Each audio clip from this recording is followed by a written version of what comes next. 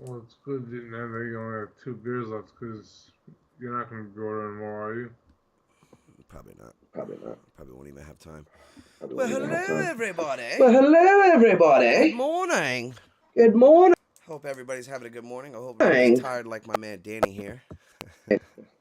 I know he definitely wishes he slept like I did last weekend. Again. All right, so everybody knows what today is. So, And if you everybody don't knows know, what today is. now you know. Because it's If you week 2 of football, don't know, right? because Week it's 2. week 2 of football, Not 3, Yeah. not 4, not 5. 2. right? There's going to be a lot of Week matchups 2, this week. not 3, And we're going to not get to 4, that, but we're not going to 5. touch on some news first for the NFL. And It's gonna be I guess we'll a start lot of with matchups this week. Lamar Jackson declines We'll get to that, but we're going to touch on some $250 news deal with the first for the Ravens. NFL. And I And the guess we'll reason why he didn't sign is start because he with didn't like the Lamar guaranteed money behind it. Jackson declines So now he $250 wants to, million he's been telling the media, I'm done talking with about the it. Don't ask me Ravens. about it. He's been asked about it at least And the at least reason why he 1,000 didn't sign times is since because he training didn't camp has started to right now. like the guaranteed money behind it. So So now do he you agree with wants him to, he's declining been that $250 million? telling the media, I'm done talking about it. Don't ask me about it. He's been asked about it at least 1,000 times since 50 training camp 50. has started I mean, to right now. I get it. He wants to bank on himself, but So do you agree with I him mean, declining that $250 million? that's a good amount of money. You know, I mean, and they compared that deal to what Russell Wilson got, Good amount. and Bro, I'd kick a kid in the sandbox for that money. and he wants more guaranteed than what Russ got guaranteed. And I'm like, really? Really? You're Just not Russell Wilson, though. the balls on that, right? Yeah. I'm worth more than Russell Wilson. Are you fucking high, kid? Well, go out there and prove it this year. Well, that's Good usually amount. what they do. We all Bro, know I'd that. kick a Once kid in the contract hit, these sandbox for guys that money. perform out their ass, and then they get that money. Then the next year, the fucking stats go poof, poof. Yep. Yeah, I like him. I don't think the type Just of quarterback he is, he's going to win a Super The Bowl. balls but on that's that, neither here right? nor there. I'm worth more than Russell Wilson. Are you fucking high, kid? I'm with you. I'm like 50-50 on it. Like, you should have taken it, and the other 50% Well, that's is usually like, what all they right, do. you know We all what? know Maybe that. I'm a When little it's bit more contract worth year, this. these guys perform out their ass, and then they get And that I money. think Then the next year, the fucking stats the go. way he plays this season, it's Yeah, either I like him. I the don't think the Ravens are type going of to have to quarterback he break, is, he's going to win a Super Bowl. break the But that's bank neither here for nor there. or somebody Yeah. else is going to do it. I'm with you. I'm You know like what I mean? 50-50 And we'll on it. touch on Like, that you in a should have second. taken it, and the other 50% is like, all right, you know so, what? yeah, Maybe I'm a we'll little go bit right more to worth it. this. And I think with the way How he plays far this will season, the Vikings go this year it's realistically, either Danny? the Ravens are going to have to break the As bank far as for Kirk him, Cousins is going to take or him. somebody else is going to do it. You want to You know what I analyze their mean? schedule real And we'll quick? touch on that in a second here. You know, people say that, All right, so you yeah, know, we'll go right Kirk to it. doesn't get enough credit. You know what I mean? Frank keeps him in the game a lot. And, How far you will know, the Vikings go this year, it's really realistically? just been that defense. I'm like, yeah, last year you could really say that. You want to analyze their schedule real quick? Defense gave up a lot of the leads at the end of the game, but overall in general, he's never been that quarterback that really got us over the hump. He's always done kind of just enough. Bare minimum. Yeah, you know, but if you played at a higher level, and you put us in a position where you didn't need to do just enough, and you could just kind of like, all right, well, bare I did minimum my thing now. Well, also I think depending on how they do this year, I think before we go through their schedule, I think it's going to speak volumes onto this new coaching staff Yeah. and the offensive coordinator on how they're opening things up for Kurt. So if Kurt has a really good year above all the years that he's Well, with also, I Zimmerman, think depending on how they do this year, I not think all put it on go Zimmerman through and their the offensive schedule. coordinator and the old offense, but a I think it's portion going of to speak it volumes will onto go this to new them. coach and how It's like, how they're why is he opening things doing up for this Kurt. this year So if and all Kurt those years has you a couldn't really do it good with him? year above all the years that he was with Zimmerman, then we Granted, could kind a of portion of it not definitely is all on on him and the Zimmerman and the offensive offense line, coordinator and because the we know old Kurt. offense, When but Kurt a starts to get portion hit, of it if Kurt's it will sacked go to twice in them. a game, Because it's like, I'd why put the is he doing probability at this 60% this chance he year wins and the all game. those years you couldn't do it with him? Because he gets Granted, like a portion of it definitely what's is the on him and the expression? offensive line because we know Kurt. When Kurt I'm just starts gonna to make get my own. hit, He if gets Kurt's fuck sacked shot. twice in a game, I'd What? put the He gets fuck probability of shot. 60% chance. What the fuck is that? That's when you about to bust a nut, or you Because about to he fuck a gets girl. He You're gets like, like damn. what's I'm the a little nervous expression? about this. He's I don't know if I can do it. I don't know. I'm just gonna make my own. He gets fuck shy. Okay. He gets fuck shy. I just wanted to see your face. That's when you about to bust a nut, or you about to fuck a girl, and you're like, damn. All right, We're- gunshot. That's what I was looking for. It's not that. It's just I feel I like just wanted to see your face. when he has a lot of pressure coming on, All right, gunshot. he That's what I gets was. a little. I mean, yeah, he'll stay in the pocket and deliver a throw and take a hit, but I feel like he gets a little trigger happy. Trigger happy and a little timid. He'll release that ball a little, Like a second too early. Yeah, Mm-hmm. and alter the trajectory of the throw. But sometimes, for the most part, Trigger happy and a little timid. Pass under pressure. Yeah. But it's like usually a second not a long too shot. early. It's usually like a drag or a slant across the middle is where he's usually, delivering when he's under pressure. Yeah. I ever rarely see him really go deep when he's about. But it's usually not a long shot. It's usually like a drag or a slant across the middle. Is where he's usually, So they're 1-0. They're playing the Eagles delivering when he's under pressure. At 8:30. I ever rarely see him really go deep when he's about to be hit. If the defense plays the way they did last week. All right, so let's go through the schedule. I think it's a W. I think it'll be. So they're 1-0 because they're playing the Eagles tomorrow night at 8:30. They'll adjust. If the defense plays the way they did last week, I mean, I think it's a W. I think it'll be a little bit more harder. I think it's a dub, but I think it's gonna be a little tougher. And yeah, but Jalen Hurts is still a second-year. They'll adjust, but Philly does have better receivers. All right, so that's right now, then the next week they play the Lions. So I think it's a dub, but I think it's gonna be a little tougher. Then they play the Saints. That could be a loss. All right, so that's a win. Then the next week they play the Lions. So they're 3-1. I think that's a win. Then they play the Bears. Then they play the Saints. That's a win at home. 4-1. Then they play the Dolphins at home. Oh, they play the. I think because it's at the Saints, we'll make it. All right, so they're 3-1 at that point. Then they play the Bears. They play the Cardinals. That's a 4-1. Then they play the Dolphins at home. Oh, they play the Dolphins at the Dolphins. That's a win. 7-1. Then they play the Bills. 5-1. Then they play the Cardinals. 7-2. Then they play the Cowboys. 6-1. Then they play the Redskins. I play the Cowboys. I think the Vikings. 7-1. Then they play the Bills. I'll put them at 8-2. Then they play the Patriots. 7-2. Then they play the Cowboys. Thanksgiving night. I feel like I play the Cowboys. I think the Vikings are gonna get revenge for that. So I'll put them at 8-2. They play the Patriots. Then they play the Lions at the Lions' house. That's a win. 10-3. Then they play. All right, 8-3. Then they play the Jets. That's a win. 9-3. Then they play the Lions at the Lions' house. That's a win. 12-3. 10-3. Then they play the Colts. Wait. It's 11-3. Then they play the Giants. Okay, wait, yeah, because that's into the new year. 12-3. Then they play the Packers again. I'll give them a loss. Yeah, Green Bay, Lambeau Field, Aaron Rodgers. Yeah, 12-4. Then they play the Bears again. That's a win. I'll give them a loss. So I mean, all in all, if everything goes right, they're looking at a 13-4 record.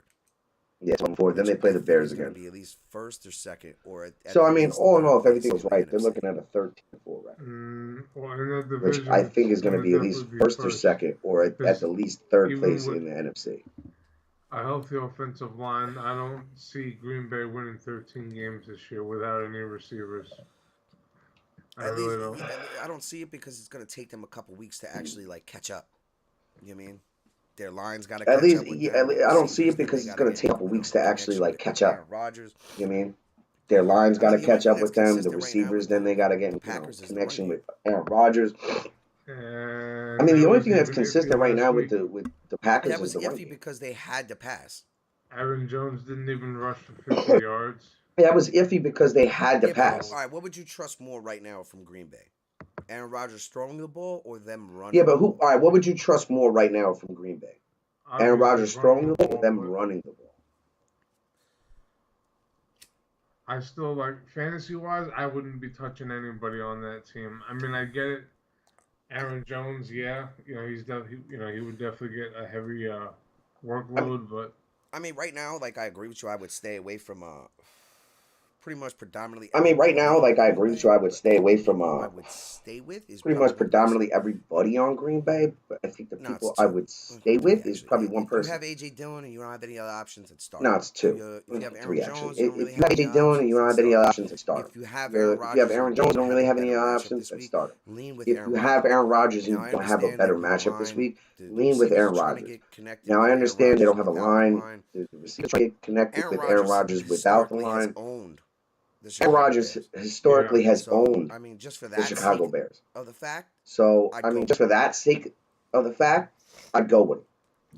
Like, I could see him having at least 2 throwing touchdowns. Like, I could see him having at least 2 throwing touchdowns and a rushing touchdown today. I don't know about the rushing touchdown, but 2 passing touchdowns, yeah. All right, so that's going to dive us into this. All right, so that's going to dive us first topic into this next topic. Jackson declining the $250 million deal. Can the Vikings land Lamar Jackson in the offseason? It's possible. Well, what do you think? It's going to take for them to acquire him? Well, they're going to have to first find a suitor to take Kirk Cousins. He's going to have 1 year left on the deal after the restructure this offseason. So now, before we go ahead, what would be the perfect place for Kirk Cousins to go? I mean, we've talked about Seattle. I agree. Seattle, I think, is a perfect fucking place for him. Honestly, Houston, that's another one. I got one better out there for the people near near us in Jersey, the New York Jets. But they're a team like by next year they should have more pieces. You know what I mean? And you're trading like maybe a second, a third round pick, and you only got to deal with it for a year. And you can let him go. I wouldn't say a second round pick, but a third round pick, yeah. Yeah, but what I mean is the Jets could be like, all right, well this year I want a second, and then next year I want a third, or vice versa. I'll take a third this year and I'll take a second next year. Yeah, I mean, because the Jets are taking on that cap. Right. So I think, like, if the Vikings are prepared to make the move for Lamar, they can't be stingy with Kurt. You got to take what you're going to get from somebody and just get rid of him. That's what I'm saying. Just take a third round pick and call it a day. But as far as money to bring in Lamar, I think it's going to take upwards of $270 million. I think it's going to take almost $300 million. And I think at least 200 of that's going to have to be guaranteed. 200. That's my problem. I wouldn't go anywhere north of 170. Yeah, but like, I think the base deal after this season, what the not the Rams, I apologize. What the Ravens are going to offer him is definitely they're going to offer him $270 million. They're going to take the other $20 million on top. It's going to be a 10-year deal. So, I mean, I do agree with you. I think the Vikings are going to have to come in somewhere near $300 million. And we don't know if they're going to be willing to do that. I mean, we don't know what their cap is going to look like after this year. But just from experience, what we've seen from the past, Minnesota looks like they don't have an issue blowing $100 million guaranteed or northward of upward anywhere on a quarterback they think is going to bring them to the promised land. $100 million is different than fucking 270. I don't even remember what they paid fucking Brett Favre, honestly. And I don't even think it was near $100 million. Yeah, but I don't even think we were at that threshold yet.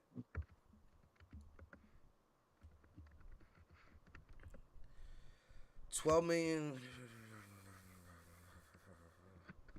I'm looking at it now. Da da da da da.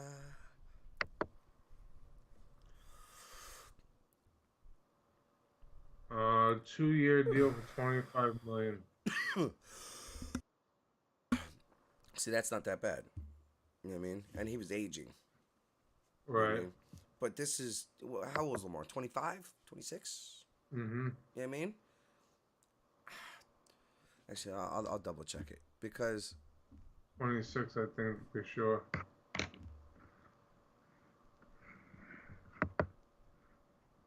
So yeah, they're gonna 25 years old. definitely have. 25 years old.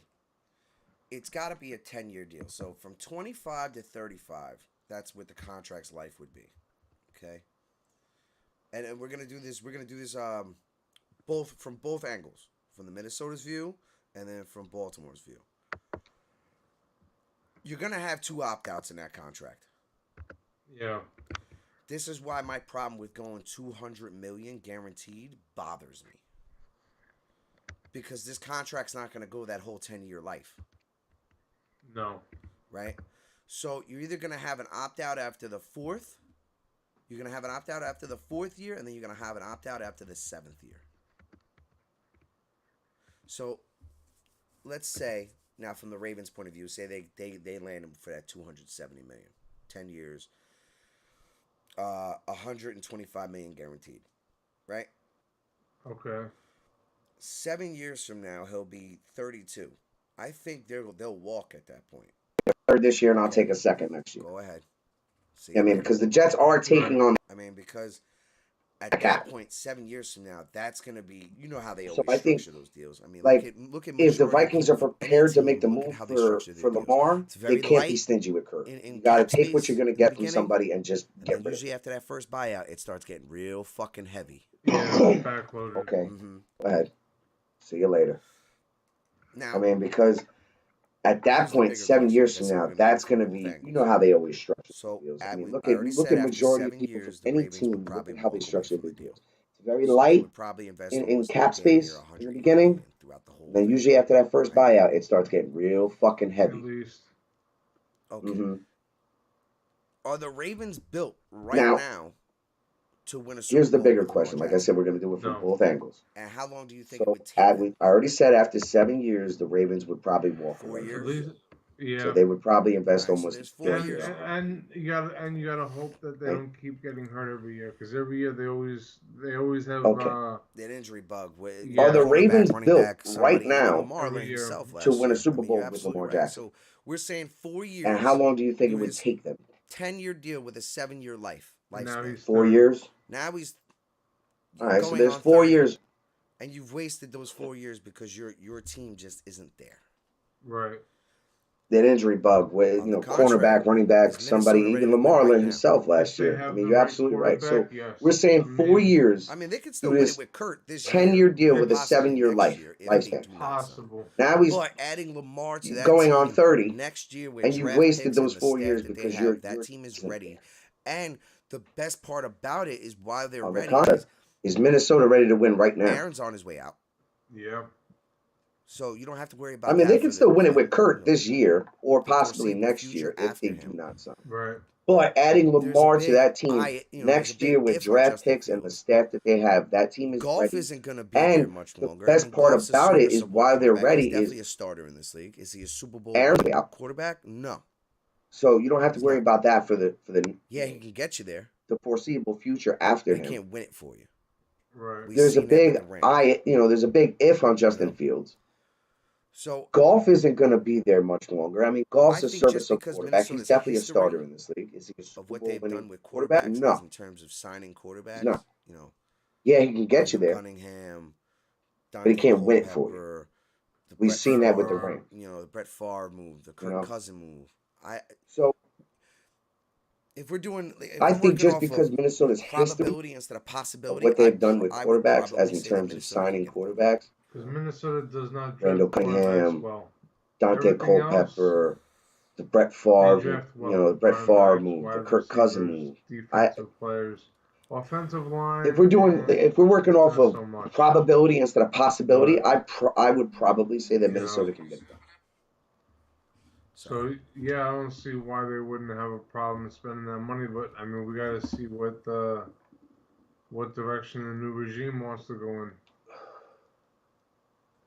Depending on how this year looks, and maybe they don't. Maybe they give Kirk Cousins a new contract. Honestly, no, I can't. The reason why I can't is you're already hitting the threshold of getting too old as a quarterback. The league is moving in a wave of let's get younger, not older. Right. You know, I mean, yes, it's always been that. Honestly, no, I can't. But teams Why I can't is already hitting teams the are leaning threshold of more getting too towards old let as a me just quarterback. draft this young guy and The get league what is I moving can in a out wave of of him let's instead get of paying younger, somebody not buku older. amounts of money You to know, I come guess in it's and do always been that. their Essentially, averages. teams Right. are leaning You know more what I mean? towards let me just draft this young guy and get what Like I the can out only of him instead of paying somebody the buku last amounts of example money we to have come of it in and would be the do Rams. their I don't care. averages. I'll trade anything. Let me get Matt. You know what I mean? You know what I Like mean? the only, Yeah. Where's the everybody last else? example we Where's have of everybody it would else's be the direction Rams. going? I Younger. don't care. I'll trade anything. Now. Let me, So I think that'd be a you know what I mistake mean? for Minnesota. I think their best bet Where's everybody is, else's direction going? Younger, like and this now. may come back to hurt So them. I think that'd be a But I mistake for do see an Minnesota. I think their alternative to best this. bet What? is, They're gonna trade Kurt and this may come back to hurt them. wherever he goes. But Houston, the Jets, alternative, Seattle, a team that needs him. they're Right? gonna trade Kirk wherever he goes. Or Houston, they'll just Seattle, wait. team that needs him. And they're gonna try and Right? see if they're gonna fork over that 280, Or they'll 290, wait, 300 million. and they're gonna try and see Say if Lamar they're says, gonna fork over nah, that fuck it, I'm gonna 280, stay in 290 to Baltimore. be big. Say Lamar says, Now nah, what you fuck it, do I'm gonna stay in Baltimore. is you trade. It's either you have traded Kurt, Now what you do to one of those teams, is you or you've trade. held on It's to either him you have because you traded just didn't Kirk, want to, you to didn't want to teams, or you you've didn't want held to on shoot to him because early you just and then didn't fuck you yourself. didn't want to shoot Right. early and Well, then then you fuck trade yourself. and you get Jimmy Garoppolo. You send Well, Kurt then you to fucking trade San and you get Francisco. Jimmy Garoppolo. You send Kirk to fucking San Francisco. It's cheaper. Well, Jimmy's a It's free cheaper. agent after this year, so Oh yeah, then you wouldn't even Oh, need yeah, to then do you it. wouldn't even need to do Or it. you could Or you just could just, all all right. Yeah, so Yeah, then so then get get rid of Kurt. Worst Worst comes to worst. worst. You You fucking fucking sign sign Garoppolo. He's younger than Kurt. And I'd I even. believe it's a cheaper deal. still, I don't like that move. I don't like that. I'd rather just see them draft somebody or sign them off. So, Yeah. What was that movie? You ever seen that movie, Danny Belly? no. There's a part in it where they're selling crack in Ohio, and the guy, the big dog out there who actually sells all the crack, sees them, rolling by. He's eating a banana, and he said exactly what you. I don't like that shit. I don't like that. All right, so we'll just move on from that. We'll hop into our new segment, The Real or the Pretender. Danny, barring Thursday's game and his injury, we still don't know where that's going to go and up in the air. I know you're very concerned because he's your starting quarterback.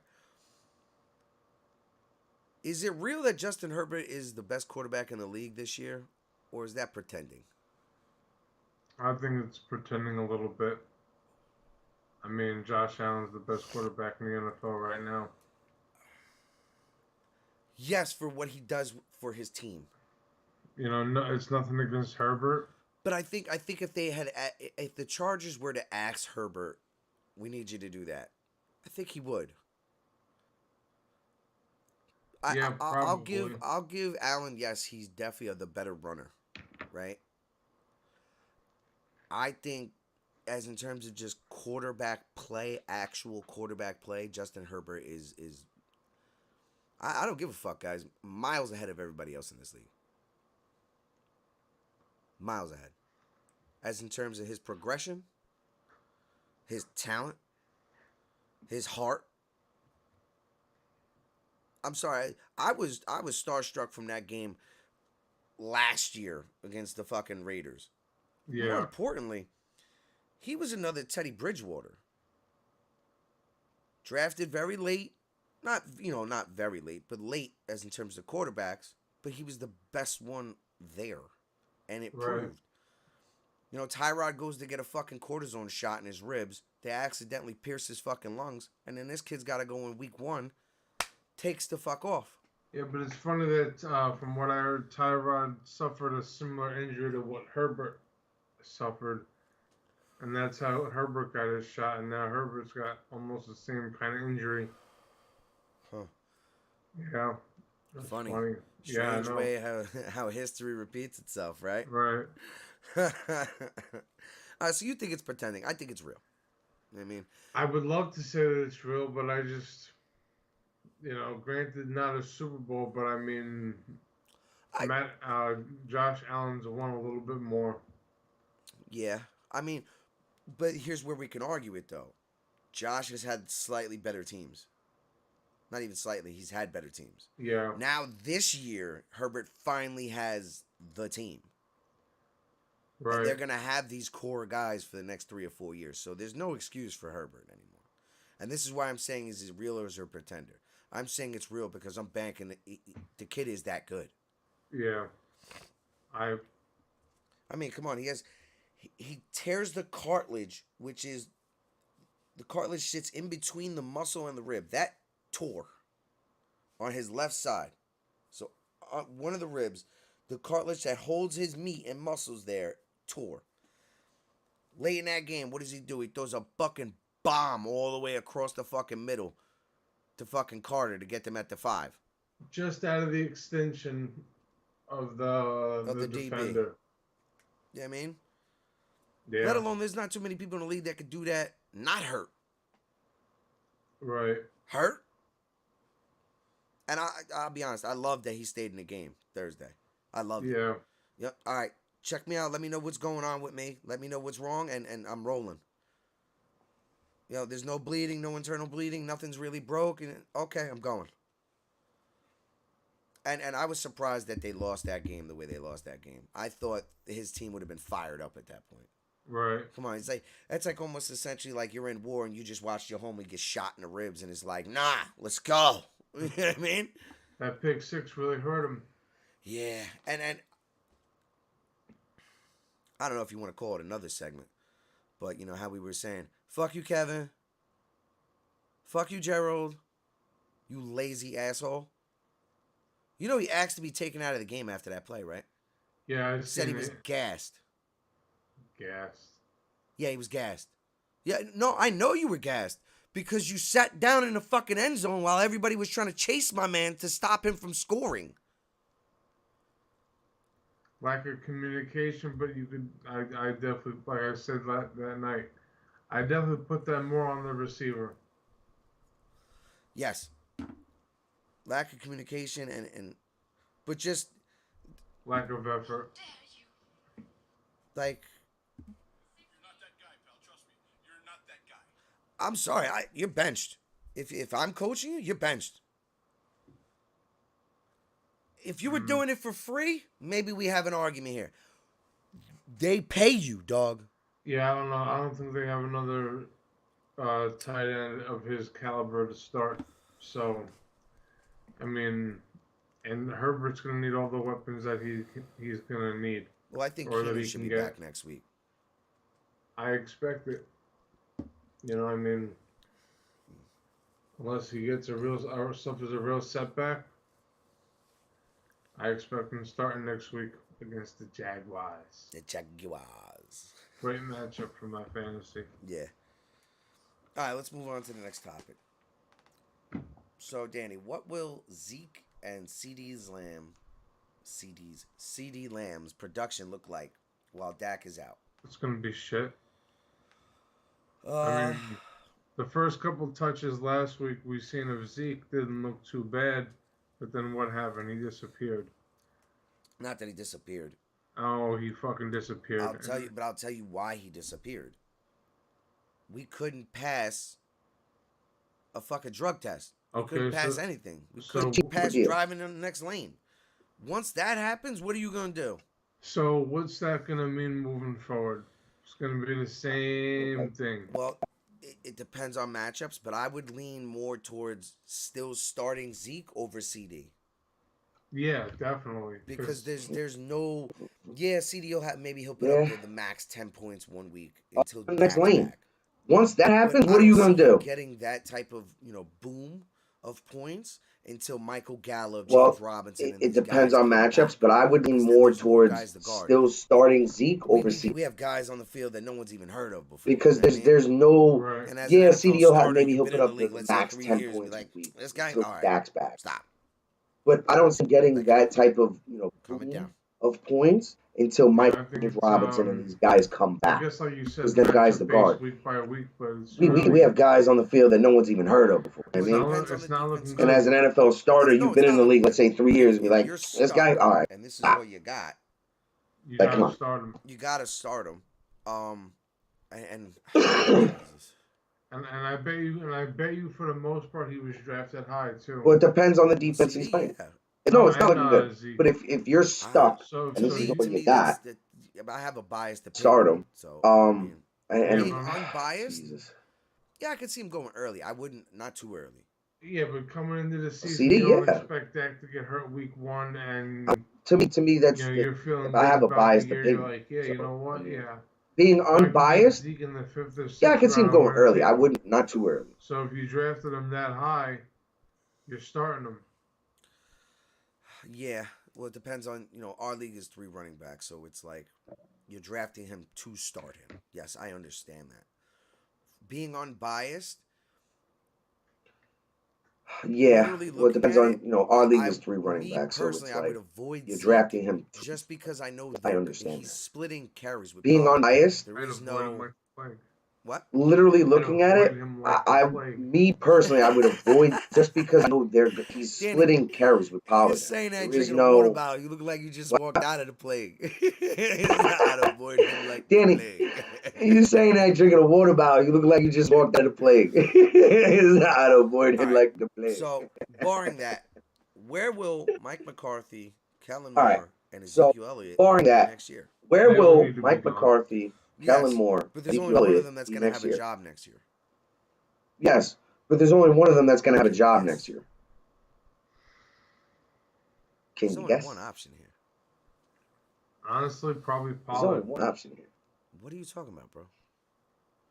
I What are you said, talking where's about, bro? Mike McCarthy, Kellen I Moore, said, and where's Ezekiel Mike Elliott going to be McCarthy, next year? Kellen Moore, I said and only Ezekiel one of them's Elliott going going to to have be a there? job I next said year. only one of I them's going to said have a job they all next year. gotta go, and I Yeah. feel like Who? Pollard. I know he's not on your list, but he's the one they gotta keep. Danny, Danny, no no shit. shit. I I understand that. What I'm What I'm asking you asking is, you is, out out of of McCarthy, Kellen Moore, and Ezekiel Elliott, who is going to have a job next year? next year?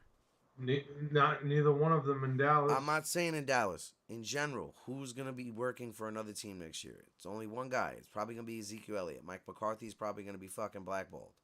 No, Not blackballed. he'll be a defensive coordinator or something somewhere. Zeke, I don't know. It's iffy. The guy, he's been banged up. He's not in shape, or prior to this year, wasn't really showing up in shape. I see Zeke going to San Francisco. I see him going to San Francisco or Seattle.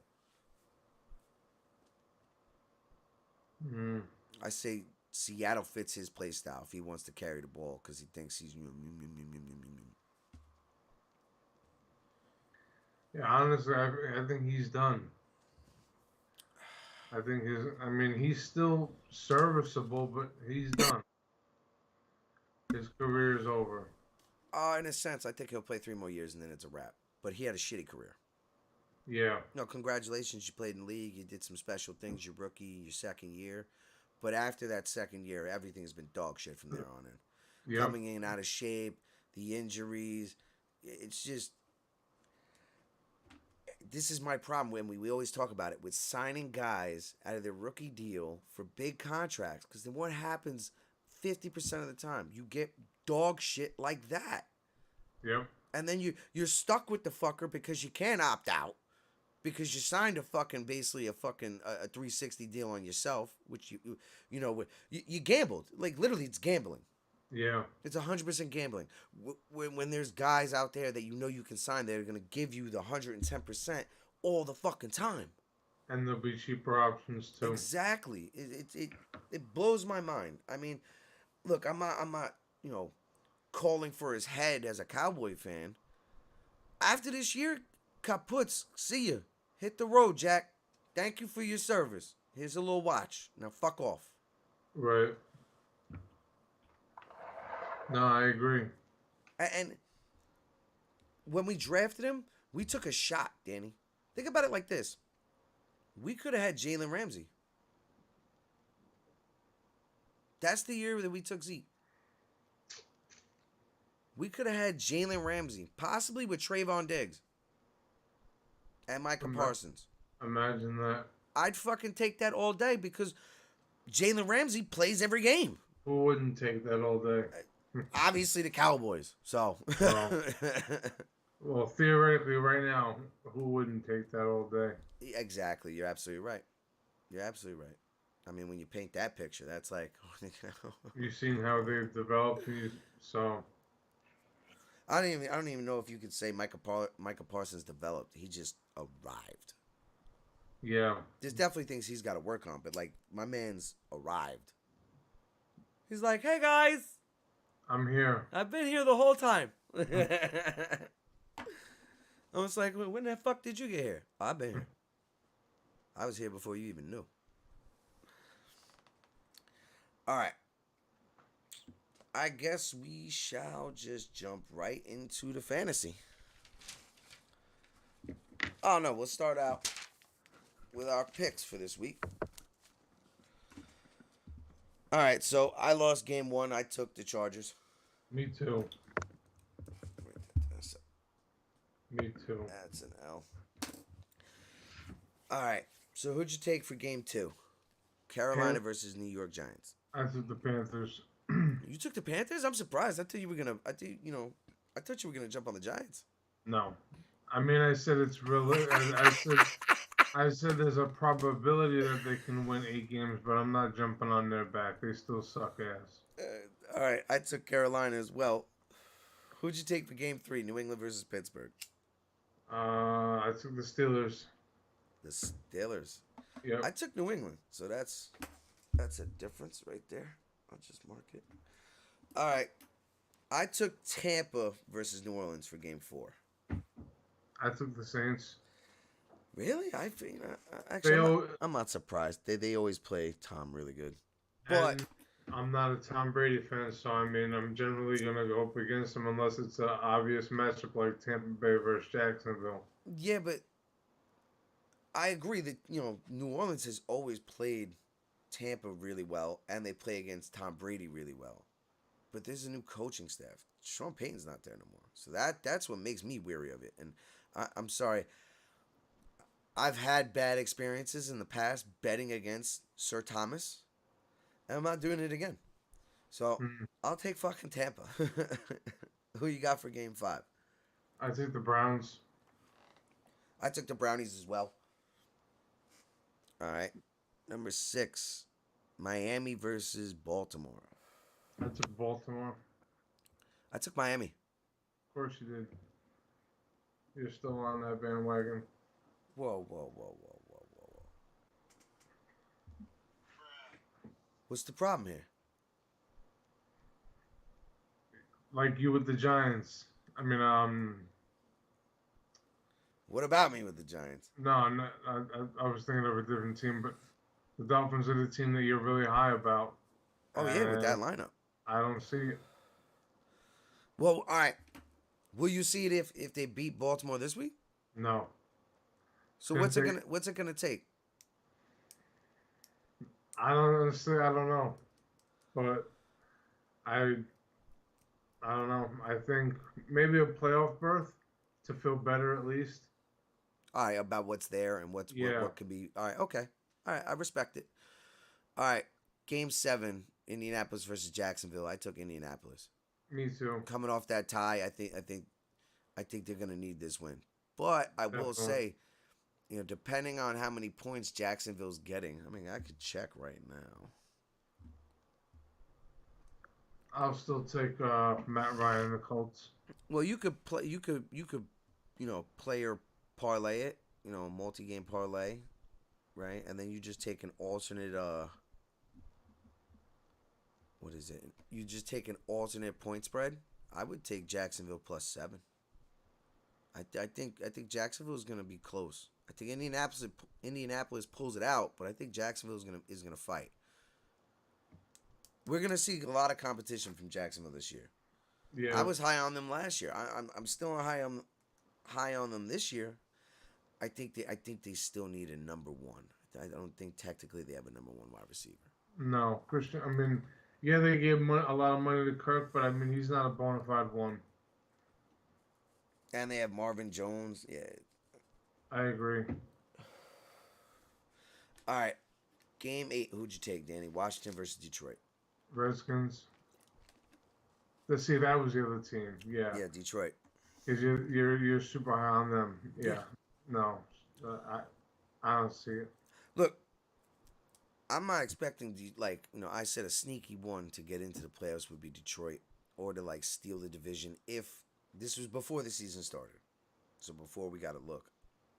I said maybe Detroit could steal that division.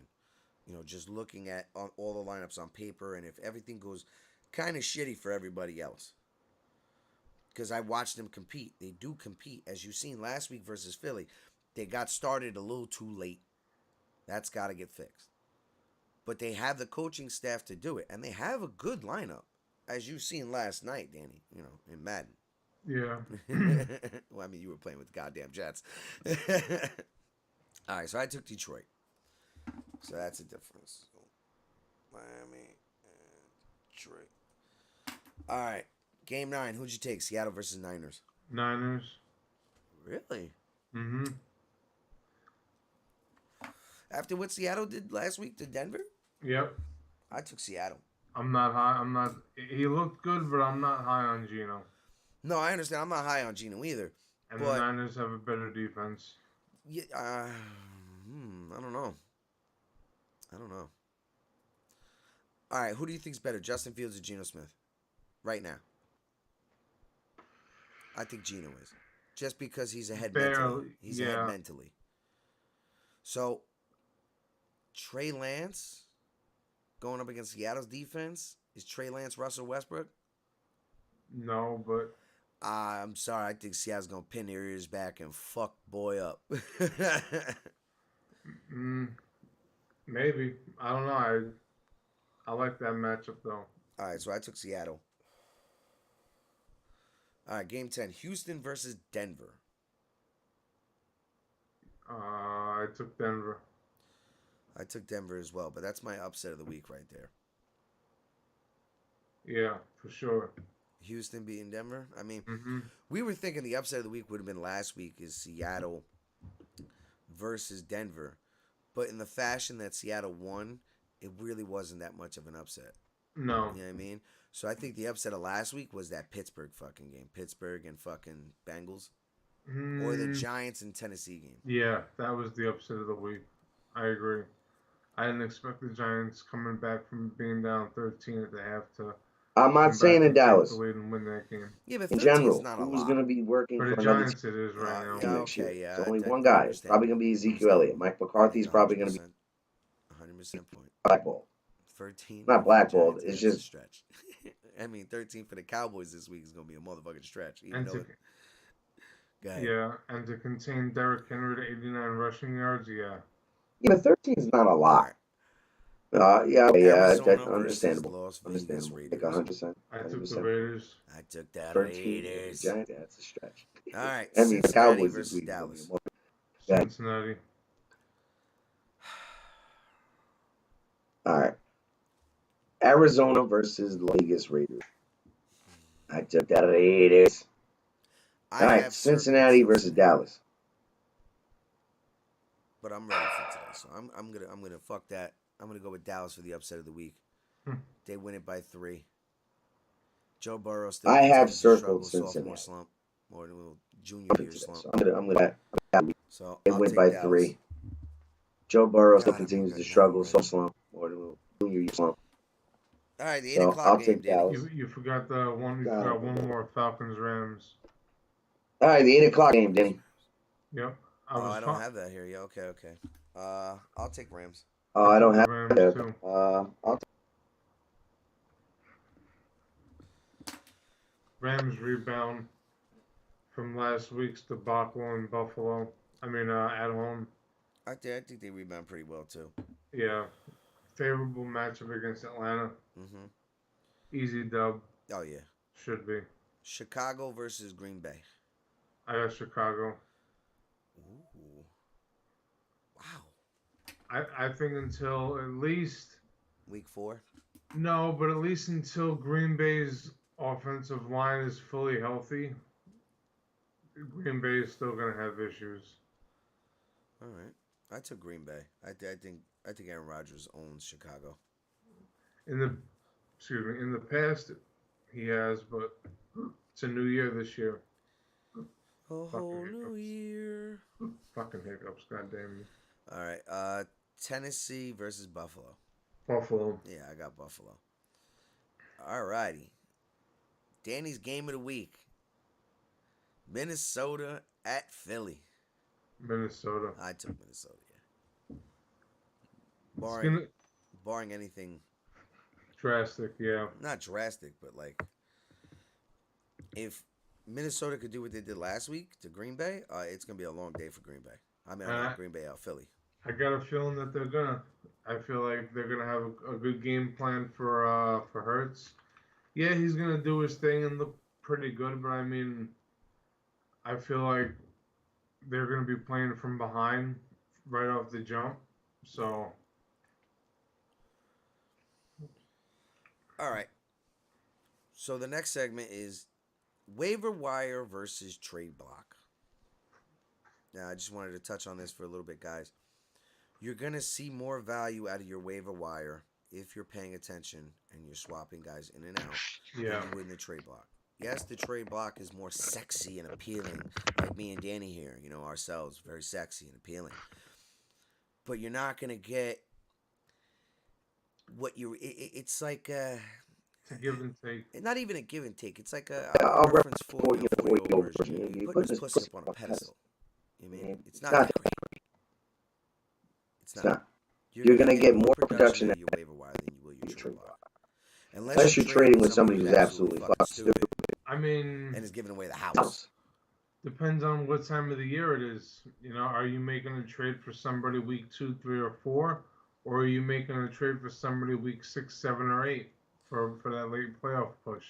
Yeah. It really depends. Go ahead. No, I'm just saying it just really depends on what time of year you're making that trade. I mean, if you make the trade early, then you're banking on someone carrying you through. Yeah. If you're making that trade late, then you're banking on that guy, performing late and helping get you over the hump and get you into the playoffs. Well, I've noticed most trades happen between week 4 and week 8. That's when most of them go down.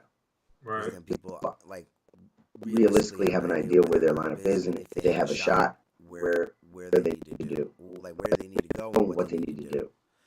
But it's still, like I said, it's sexy and appealing, but it can fuck you.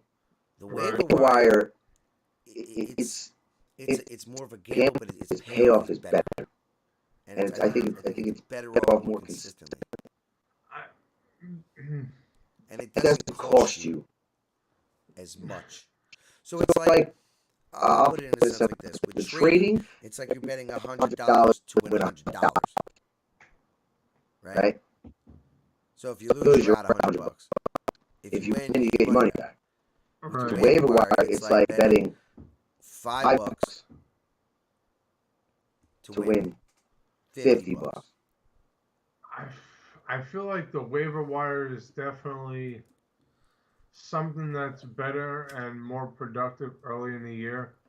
Because a lot of guys that don't get drafted, after the first 2 or 3 weeks, you start to see who's getting reps, who's getting snaps, who's playing well, and a lot of those guys that weren't drafted are being snagged up. Now, yeah, there's guys being dropped and picked up all every week, but I feel like the bulk of the production is already going to be picked up and is going to be sitting on someone's bench. So weeks 5, 6, 7, and 8, what's really there on the waiver wire? All right. I love that. It's a great point. But what I would argue that point at is you can ride the waiver wire through the whole season. You can only trade up until a certain point. About week 8, right? They don't allow trades anymore. So about the week before Thanksgiving or the week of Thanksgiving, that's it. Yeah. You could ride that waiver wire all the way until the end of the fucking season. Hopefully the championship or wherever you go. Right. But you can literally do that because you gotta think there's constantly the guys being dropped. So somebody may undervalue said person, drop them, and you're like, all right, I'll take him, and then Yeah. he booms.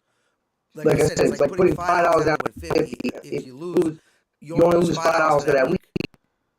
With a trade, you could bet 100 to win 200, or you're at 100. and that's it. There was no other bets. So it's like a one-time thing unless you're doing multiple trades. And not even that, it's I guess I could also go that the waiver wire is more profitable because it's like now thinking about it, you know, I would say, look, not to call anybody stupid or anything, but I really feel like, I don't know, let's just say 50% of the people that do fantasy, they really don't understand or know how to value the players that they have on their roster. Yeah. They're just like, oh, that guy, I know, he's good, mine. You know, so in a trade, it's like you're trading apples for oranges in a sense. It's like neither person really knows essentially what they have and how to value what they have, even based off of the stats that they have throughout the first couple weeks. Yeah. You know, they're just thinking, oh, well, I can make this trade, and I think this is going to make us better. Yeah. But, you know, you don't really know. Well, you know, you're 100% right, guys. I apologize. No, you know, so, you know, as the waiver wire, it's like, well, all right, well, this guy got dropped. Let's look at his stats. And I'm like, all right, well, I value him as someone I'm definitely willing to take a risk on and start him, at least for the next week or two, see how it goes, and then, you know, drop him if I have to and pick up somebody else. Or just ride the wave on him if there's nobody else out there. Well, I was going to add to your point here. If you want to know how to trade players, you have to look at production and matchups of every player you're considering trading. Yeah. Okay. So once you go through that, and the person you're trading with, you have to go through the players you're ideally looking at to get a grasp of even like, you know, trading apples to apples instead of apples to oranges. Right. Now, depending on the situation, you may be in a shitter. This guy may be looking upwards. So he's going to hold leverage. He's going to ask for a little bit more. Right? So you just pay attention to the production, the matchups, and where they're at and where their projections are going or where they're headed. Right? And then vice versa to the players that you're looking to acquire that would benefit your line. Plus matchups. Yes, plus matchups. And do not, I will tell you, make sure it is even, player for player. Even if they're like, no, I want four players to, I want four players to, you getting three players. You know what I mean? Don't do it. Unless it's a dire necessity where, you know, in a sense, I guess you're trading for Cup, Hunt, and Amon St. Brown, and you're giving up Derrick Henry,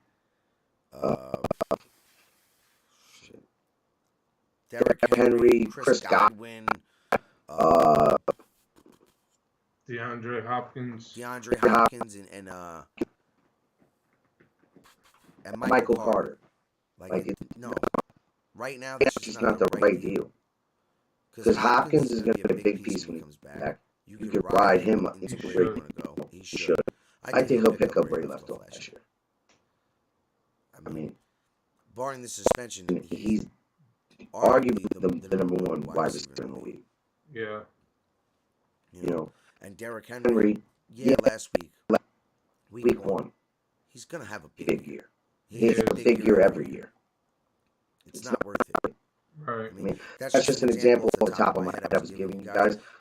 So like me and Danny just said, yeah, look at the matchups, look at the potential, look at the statistics, look at vice versa what you want to acquire.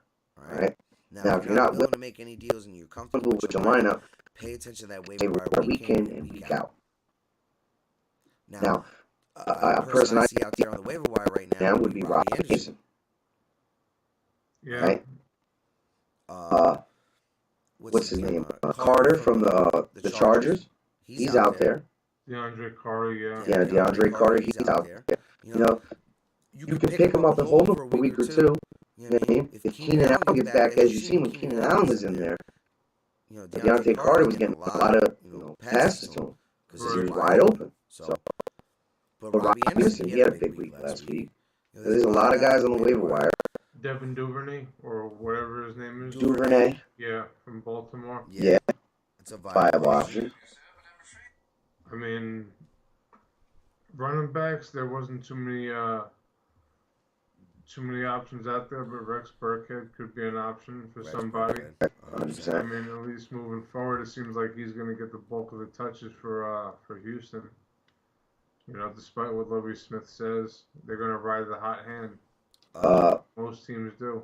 Jerick McKinnon from Kansas City. Yeah. He's a viable option week to week if he's out there. Brian Robinson from Washington. Yeah. I mean, once he comes back from that injury. Also a big look tight end. If you're looking at it, I mean, I picked him up just to have him. You know, I'm sitting him this week just because he's playing against Tampa. But Taysom Hill for tight end. Depending on your PPR and how the system works, guys, I'd look into Taysom Hill. Depending if his production stays the same week to week, and you can snag him up and play matchups with your other tight end or flex him, very, very good option. Not too many good tight ends out there, so. Exactly. And you know they use them everywhere. Wide receiver, tight end, running back, sometimes quarterback. It's a big boom, I think, value if his production stays the same. Yeah, because you know he's going to be involved in that offense at every facet. Yeah. All right, so I think we'll move on to our starting and sit-ems. All right, so who are you starting this week quarterback, Danny?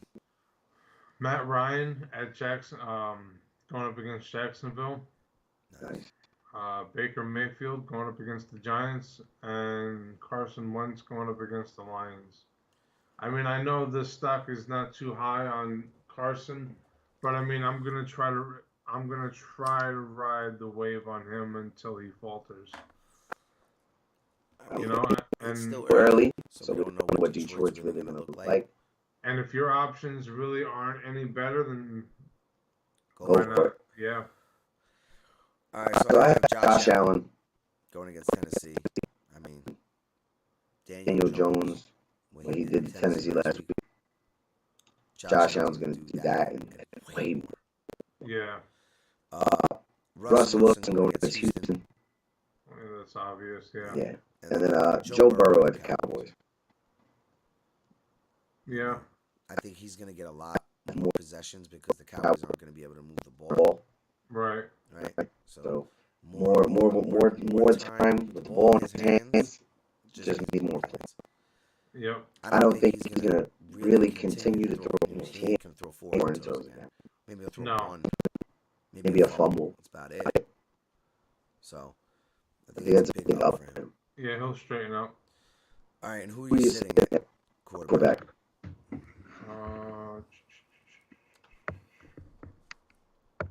Aaron Rodgers going up against Chicago. Ryan Tannehill going up against Buffalo. And Jalen Hurts going up against Minnesota. All right. I have Tom Brady. Just because his history against New Orleans division isn't good. I'm sitting him. Trey Lance against Seattle. And Ryan Tannehill. All right, who's starting at running back? Nick Chubb, Kareem Hunt. Both of them? Dude, they're both like they're both elite running backs in their own right. You know, it's just they happen to be on the same team, and that's a very, very favorable matchup. I mean, yeah, you could go with there's other guys you could put there, but I mean. Nah, that's the first time I've heard that. And then I got Javonte Williams going up against Houston. Okay. I think he's going to explode. All right, Antonio Gibson going against Detroit. Darnell Henderson from the Rams going against Atlanta. I mean, he ran the ball pretty good last week. against those. And then Jeff Wilson, running back from San Francisco, playing the Seattle defense. All right, who you sitting this week? Najee Harris going up against New England. Damian Pierce going up against Denver, and then Miles Sanders going up against Minnesota. I have Josh Jacobs and Hammerschmidt. His name is my name too. Going against fucking Arizona. Cam Akers. I mean, he didn't really get many touches last week versus Buffalo, so I don't think the same either. No, yeah. You know, and this isn't a Kareem Hunt, Nick Chubb situation, so I would stray far away. And Damian Harris. I think Pittsburgh, I mean, I know they don't have TJ Watt, but they're still a formidable front. They play defense. Yeah. And, you know, Rex Burkhead's going to get the bulk of the touches, so. All right. Who's starting at wide receiver? Christian Kirk going up against Indianapolis. Michael Pittman going up against Jacksonville. I expect Michael Pittman to continue doing what he did week 1. And Jerry Jeudy going up against Houston. I have Curtis Samuel from the Redskins playing Detroit. I think he'll get a lot of Carson Wentz, as you said. So I think they'll complement each other this week. Yeah, he's definitely better than their other options that they have. Number 2, Cooper Kupp. I'm sorry, week to week he's still a must, and he's playing Atlanta. That's a gimme. Right. And then I have third Jalen Waddle. Waddle. I think he's going to have a lot of touches today. I think Baltimore's going to try to stop that whole Tyreek movement. So. Yeah, but I mean, if you look at Waddle last week, outside that touchdown right before the half, he's not super productive. Week 1. And New England wanted to take him away. They saw him as the threat, not Reed. Right. And look what he did. Yeah. Almost, what was it, 100 yards, 95 receiving yards? Mm-hmm. So. Yeah. So I think Buffalo's going to address that Tyreek situation. They're not going to try to make the same mistake New England did. Yeah, but they're also without Fuller. That's his name? I think so. They're the defensive back. Oh, yeah, he tore his ACL. Mm-hmm. All right. Who are you sitting? CeeDee Lamb going up against Cincinnati. Michael Thomas going up against Tampa Bay. And Terry McLaurin going up against Detroit. Well, I had CeeDee Lamb number 1 as well. I have Robert Woods, Tennessee going against Buffalo. And then I have Corey Davis from the Jets going against Cleveland. All right, who are you starting at tight end? Dalton Schultz going up against Cincinnati. Pat Freiermuth going up against New England. And Tyler Higbee going up against Atlanta. I had Higbee and Freiermuth. And I had Hayden Hurst. Now my sits, I had Dalton Schultz to sit him this week, just because you don't know what they're going to be able to do with Cooper Rush. I mean, I feel like he's going to be the safest bet out of anybody on that Dallas offense. You know, if he can get 6 or 7 receptions, 3 or 4 yards per reception, 50, 60 yards, 10, 11 points, I'll take that. I'll take that all day. I had Gesicki and Hunter Henry also sit. I think it's a favorable matchup for Gesicki this week. And Hunter Henry really doesn't get. He's more the blocking tight end. Yeah. Who's sitting? I agree. I got Hunter Henry on there going up against Pittsburgh, but I also have Kyle Pitts against the Rams, and I have Robert Tonyan going up against Chicago. I mean, I have Tonyan. No, I know, but it's just I feel you. A lack of an offensive line, and it's like, okay, yeah, even if he gets the ball to Tonyan, what's he really gonna do?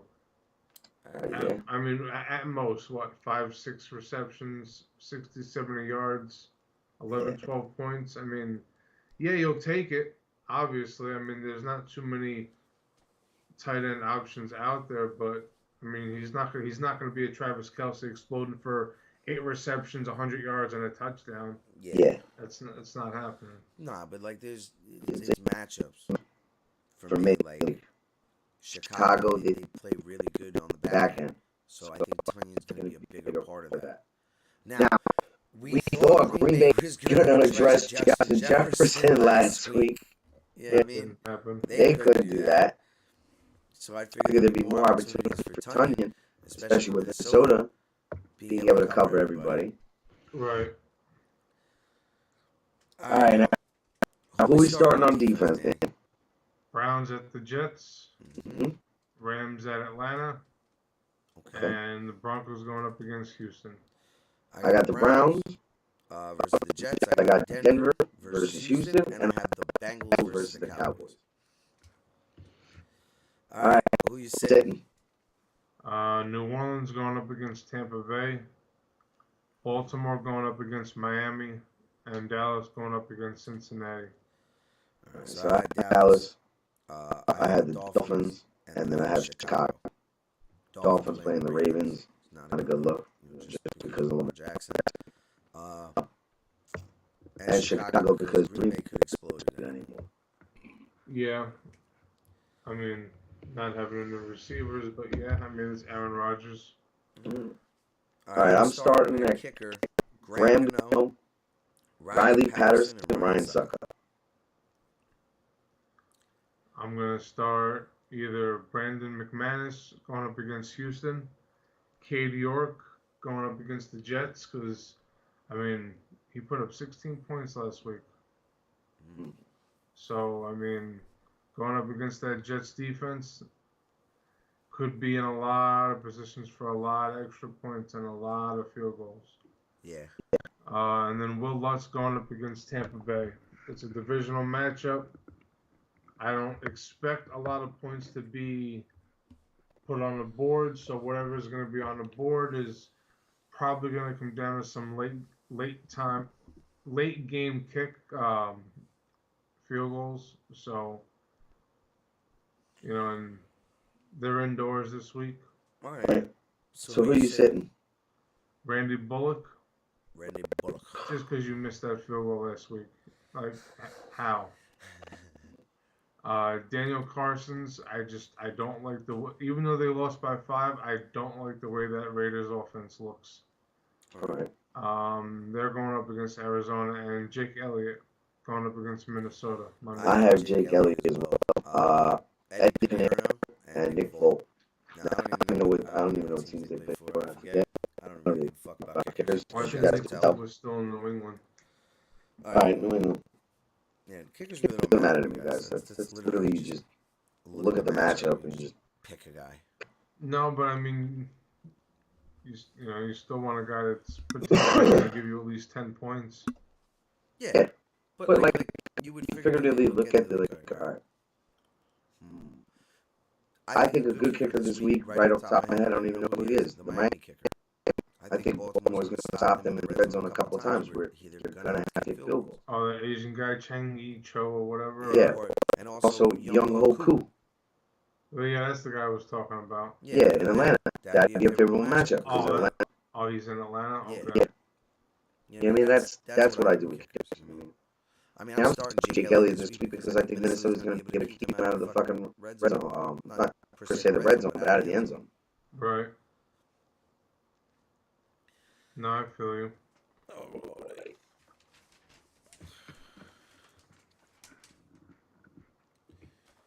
So let's see. Let's check. I mean, the next topic is what your dilemmas or issues with your lineup. I mean, depending on what it is, if it's running backs, you're trying to look for the wire to get production out of whoever you can. Yeah, it's slim pickings, honestly. Well, for our league, in other leagues, maybe a little bit more expanded. Like, if you could pick up maybe a Chase Edmonds or a Tony Pollard. Yeah, but why would those guys be sitting on the waiver wire? Like, why would anybody be picking up those guys? Because our leagues, it's 2 running backs, 2 wide receivers, a tight end, a flex, a quarterback, and a defense. You know what I mean? And then shorter roster sizes. So there is guys that are out there. Right. You know, if it's a running back, like usually running backs are slim pickings. You're absolutely right. They really are. Mm-hmm. So you got to try to grab somebody on that waiver wire who's going to be reliable and ride his ass. I mean, Kenyon Drake could be another one. Yes. You know, he's somebody that I was looking at last week. I mean, that's who you're looking at, Brick? Yeah. I mean, J.K. Dobbins went out, and Mike Davis didn't really seem like he was a real factor for that offense. And the fact that you have Lamar Jackson, he's a running back in his own right with his legs. So it's well, if you have right now would be a good time if you had the backup running back to Detroit, Javonte Williams. Okay. Because DeAndre Swift has an ankle problem and he's going to be limited today in today's game. He's not going to get so many carries. So they're going to lean on him. So if you have him, throw him into it. Yeah. If it's wide receiver, there's usually a lot of wide receivers out there, guys. We named a couple names before on the waiver wire. You know, Robbie Anderson, Deontay Carter. Shit, I'll see what's just out here for us. Real quick. Justin Palmer. You know, 13 points. DJ Sharp from Detroit. Yeah. Ronnie Gage. You know, because if they're having health problems as wide receivers, then Gage is going to get more production.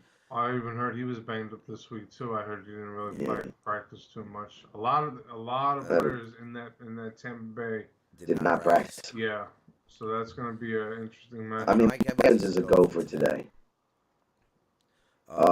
Isaiah McKenzie may be an option.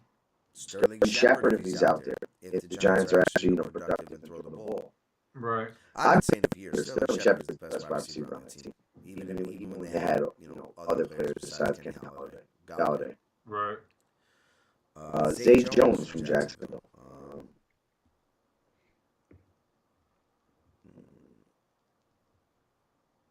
Devontae Parker. Yeah. I mean, Miami's got to throw the ball to somebody. Yeah, Paris Campbell. George Pickens. That may be a sneaky one if he's still out there. You know what I mean? Chris Olave as well. If fucking Tampa's planning on locking up Michael Thomas today, Olave may have a big day. Right, but they still have Jarvis Landry too. Mm-hmm. Yeah, there's plentiful wide receivers out there. You just got to pick the guys who are actually getting touches. Or if the matchup is friendly to them to get touches. And if you have to load your lineup with more receivers and running backs, then so be it, because there's more wide receiver depth than there is running back depth. Yeah. And tight end, like I said, Taysom Hill. That's a triple threat. Yeah. Mark Ingram, because Kamara might not be playing. Yeah. So if Mark Ingram is out there, or if you have Mark Ingram, maybe consider starting him. Njoku for tight end, or Logan Thomas, Noah Fant, Evan Ingram if he's out there, Cameron Brate, Austin Hooper even. Austin Hooper may have pretty good day. Going against that Bills defense because he's going to be wide open. There's a lot of tight ends that, guys just be on it. Look at the matchups. I know it's early. I know it's only week 2, and you're like, well, how do you know? How do you know? You don't know, but you gotta play it by the probability, not the possibility. And it definitely looks like Alvin Kamara is not playing today, so. Mark Ingram. Yeah. You just gotta, and like he was saying, it's. You just gotta go with your gut. You just gotta do your diligence. You just gotta, like you said, beyond that. And guys, don't buy into those projections. They don't always work out. I do like on ESPN and some of the sites they have a boom or bust scale. The boom bust scale is pretty good, right? Yeah. That's kind of almost like they're giving that's the stats behind it. You know what I mean? They're giving you the stats, the matchup, everything, points, all that is in the boom or bust. So I do like the boom or bust. So if you have it, take a look at that. Right? Like I said, projections don't really mean shit. It's like, this This is what he should do if he has the best game possible. Oh, I mean, this is or an average game. Maybe not best game possible, but I mean, at least this is what we're projecting him to do. You know, if things go according. Yeah. But obviously, they could definitely do better. You know, I mean, it's definitely nerve-wracking a little bit, though. Because honestly, I sometimes find myself paying attention more to my bench sometimes than I do my starters at times. At least with certain guys. Really? Yeah, like I was even having a thing last night. I was like, do I really want to start Damian Harris? Do I maybe want to give Mark Ingram a shot this week? You know, I mean, the matchup's not really favorable, and it's an in-division matchup. But I mean, without Alvin Kamara, he's gonna get a heavy workload. You know, but I don't know. I mean, for the most part, Damian Harris going up against Pittsburgh this week. Did you really? What? Did you just fart? Yeah.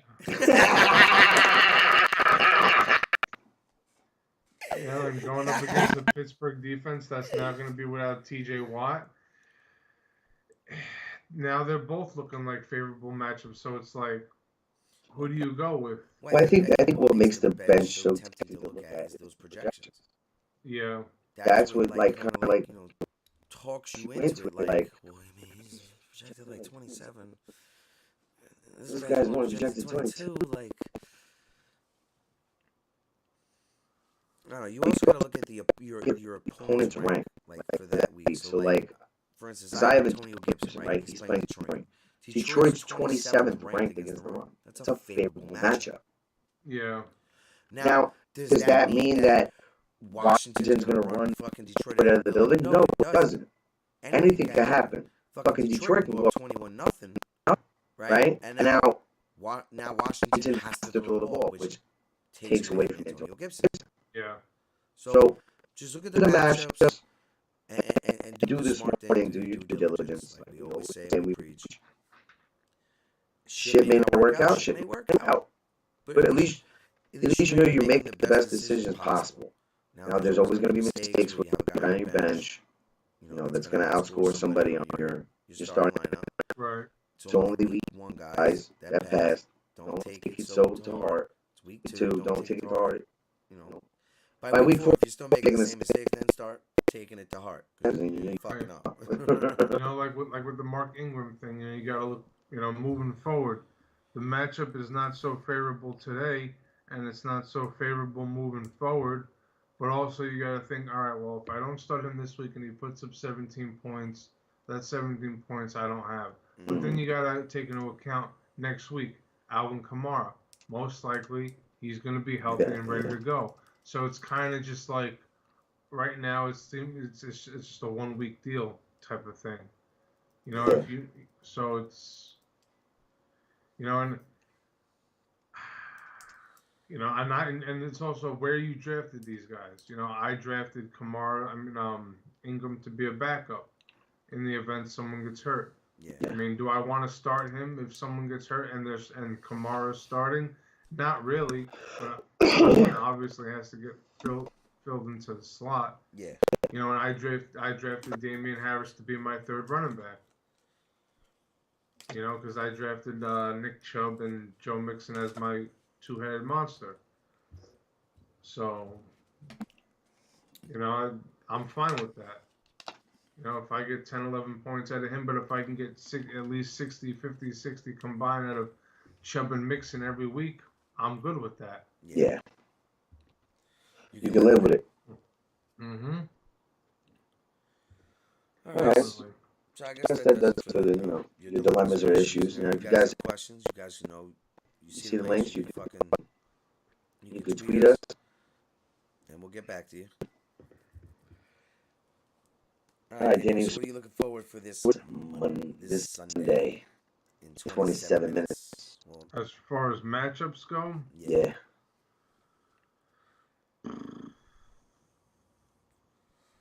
What game do you think is going to be the most competitive? let me see.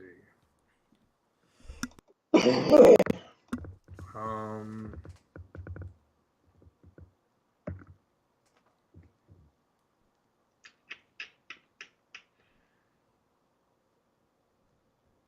either the Bucks and Saints or the Seahawks and Niners. One of those two. Both in division matchups. I think the Seattle Niners game is definitely going to be competitive. But I'm definitely going to be keeping my eye on that Bucks Saints game though a little bit more. I think New England and Pittsburgh. Yeah. That Carolina and Giant game may be actually pretty competitive as well. It could be. It could be. Miami and Baltimore. That Raiders Cardinals game too potentially. I mean, if you're the Las Vegas Raiders, I would just go out to confuse Kyler all day because he don't fucking study. He don't know what's coming at him. He don't know what a hot read is. He don't know how to fucking audible. He's just like, snap it, I got it. And he gets fucking toasted. Right. Like we were talking about the other day where I was trying to come up with a new defensive formation. I would just start throwing weird shit at him where he'd be like, the fuck is going on right now? Yeah, I would do a bunch of, what are those? Exotics? Yeah, double A gap blitzes and shit where it looks like the two guys are going to blitz, both come out, one blitzes, one backs up. That's that nickel formation. Mm-hmm. Yeah. Mike Zimmer ran that a lot. Yeah. You know, just throw a bunch of shit at him. And, you know. But that could be a competitive game. Mm-hmm. I really don't think that Chicago game is going to be really that good. I don't think it's going to be. I have no intention of wanting to watch that. I mean, I'm probably Actually, gonna. I think you should watch it. You know why? Because if fucking Chicago beats Green Bay, you know you're in the driver's seat. They're 0-2. You could be 2-0. You're in the driver's seat for that division. Yeah. Maybe. I'm looking forward to that Minnesota Philly game though. Absolutely, that's the one. Yeah. I think Buffalo is gonna push Tennessee shit in. Mm-hmm. Prison style. Yep. I do think Derrick Henry's gonna have like 100 some odd yards, but they're just not gonna be able to score points. No, I mean, they'll put up a touchdown, but that'll be from Derrick Henry. Yeah, I think it'll be. I think they'll lose that game fucking like 28-14. I don't know. I could see Buffalo blowing out Tennessee. Yeah, 28-14. I'm thinking more like along the lines of last week. Oh, I was thinking like, 28 in the fourth quarter, and Tennessee, has 7 points, and Buffalo's like, all right, you can score. You know what I mean? Yeah. And maybe that Dolphins Ravens too. That could be. I think that's gonna be litty titty. That could be intriguing. You know what I mean? I want to see how I want to just see how good Miami's defense is and how they're gonna address Lamar. Yeah. Because you know what I mean. The way the Ravens are set up with no receivers, I think Lamar's gonna be doing a lot of running today. Well, I mean, they have Bateman and they have Duvernay, but how is Baltimore's defense gonna hold up? They're banged up now, and I mean, we're not talking in a fantasy perspective. Until proven otherwise, Bateman and Duvernay are low tier receivers to me. Yeah, they're definitely not top 20.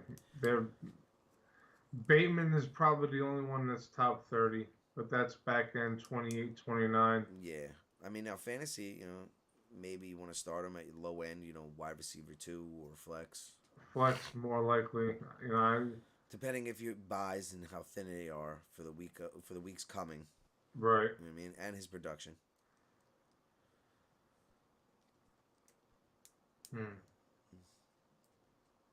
Might watch that Colts Jaguars game too. Matt Ryan. Matty Ice. Trevor Lawrence. Trevor, no. Trevor, no.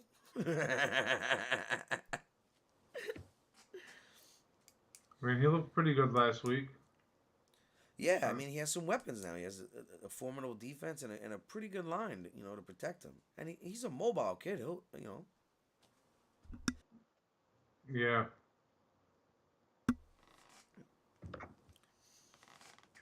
You know, and I like his style. You know what I mean? I'll be mobile, but I'm still looking downfield. I'm still looking to make that pass. I'm not looking to run. Right. You know, all right, I'll run for a first down if I have to. I'll take it out of bounds. But my eyes are upfield. I'm looking, baby. I don't know. I gotta fucking wait till 4:30. For what? T. Higgins. I gotta see if he's gonna start. If he's gonna start, then I can't start Tyler Boyd. Oh yeah, shit. I think he's out today though. No, they're gonna wait about 90 minutes before the game. I mean, he was out for Yeah, but do you have somebody who are you gonna place? Hunter Renfro. Oh, okay, and they're playing at 4 as well. Mhm. Okay. All right, makes sense. So we'll see. Game time decision, they say. I think Hunter Renfro is gonna have a good week this week. To be honest with you. Well, I mean, I hope so. I mean, the way the Chiefs lit up the Cardinals last week, hoping that the same can be done this week. Yeah, but it's also look at who Las Vegas was playing last week. They were playing a really good Chargers defense. Yeah. Arizona doesn't have the defense that fucking the Chargers. Not at all. Right. And the Arizona's really not gonna want to let Devontae Adams control that game. Devontae's gonna get his looks, but I think Hunter Renfro is gonna get a little bit more looks because they're gonna focus more of their attention on Devontae than Hunter. Even if they do, it's not going to make a difference. They don't have anybody that can step up to the plate and defend them. Yeah. So. Well, they got Buddha. Oh, come on. Don't disrespect Buddha Baker. That's the fucking best name in the fucking game right there. Buddha Baker, baby. Yeah, I got that Buddha and I got that bread because I'm Buddha Baker.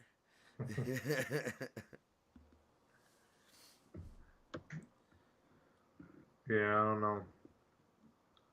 I expect him to at least get another 17 targets this week. I expect Cleveland to have a big week, the defense against the Jets. Oh, yeah. I think they're going to have at least they're going to have a pick or two and a touchdown. At least 2 or 3 sacks. Yeah. I mean, I'm starting Michael Carter. I mean, I think Michael Carter's going to get a good workload today. But hopefully for your sake, because you had him on the bench last week. Yeah, and Baltimore has a better defense than the Browns do, so I think just all in all, even if they're hurt on the back end, I think Baltimore's defensive front is formidable. I mean, yes, the Cleveland does have fucking Myles Garrett, but that's all they got. Yeah. Essentially. Just do what you did last week, and I'll be happy. Just do what you did last week, and I'll be happy. I could say the same thing for fucking Harris. Just put up 16 again, and we're good. And I don't care. I have no quarrels with you, sir. No. If you can just give me 16 every week, I'm fine. Exactly. Saquon, 194 scrimmage yards in week 1. The Titans, most by any player in week 1. Yeah, but by week 4, he'll be fucking on crutches again. Most likely. From this day forward, his name is no longer Saquon Barkley. It is ACL tear. It's what? ACL tear. And what do you call McCaffrey? Crutches? Yeah, honey bunches. Honey bunches. Crutches. Mm-hmm. Yeah, one's got a walk and one's got crutches. Cane and one's got crutches. Any day now you can hear from him. I falling out my sternum. Any day now you can hear from him. I falling out. Well, it's like no offense. It's like that Life Alert commercial. I've fallen and I can't get up. Help me up.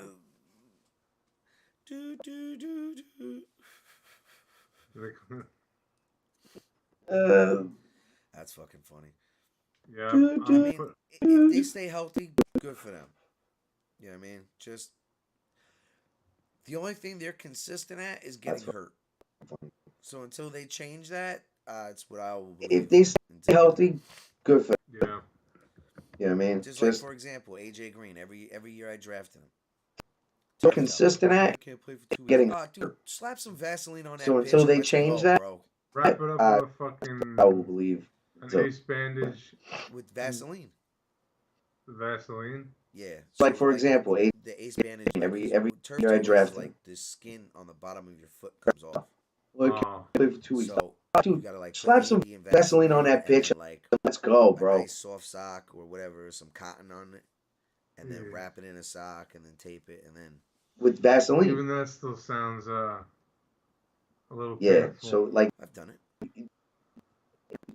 turf toe Not that is bad. like the skin on your foot. What makes it bad is when it's on the end. You gotta of like your put toes. Andy and That's what makes it Vaseline bad. and then like a nice Why? soft sock Because or whatever, you know some when cotton, on and your then cleats, wrap you it in go a to sock dig and then for a tape it, cut and then with your toes. Oh yeah, Dude. yeah. Woo! Now that That's a That burn. fucking hurts. If it's like on the ball of your foot or whatever, what makes you it can get bad is when past it's that, on the end of maybe. your toes. Yeah. That's what makes it Because you can run like on your tippy toe, because but if it's you on know your when toes, you dude. know on your cleats you go to dig for a cut with your toes. All right, guys. Hope you guys Oh, enjoy football dude, Sunday. woo! Nah,